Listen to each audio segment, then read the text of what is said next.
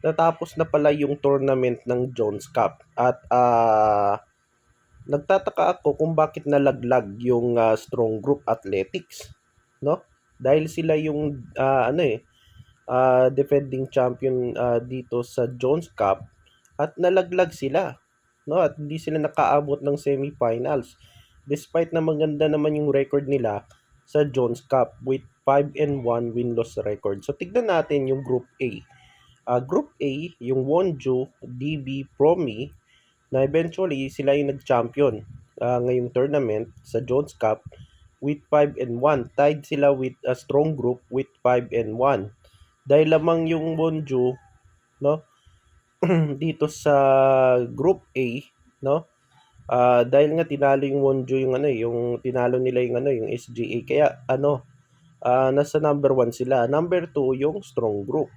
Ang nangyari, nakapasok sa semifinals ang Wonju sa Group A at sa Group B naman yung UC Irvine at saka Republic of China White, no?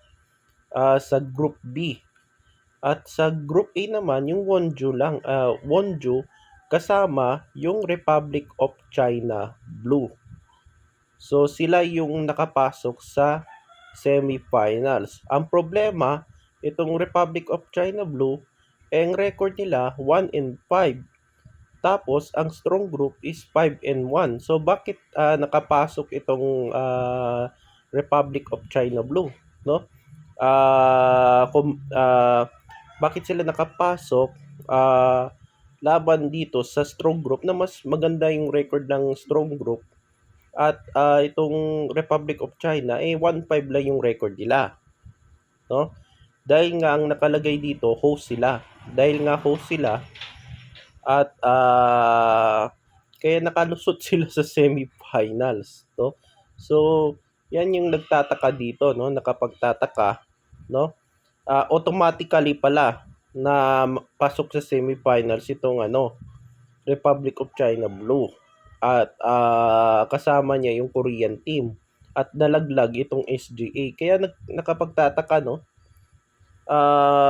Maganda yung record nila pero nalaglag yung ating yung Strong Group Athletics. Ang klase itong tournament, no? At yun, yung nangyari, hindi tayo nakapasok sa semifinals, nalaglag tayo, no? At eventually nag-champion yung Korea. So yan yung nangyari doon sa kakatapos na William Jones Cup.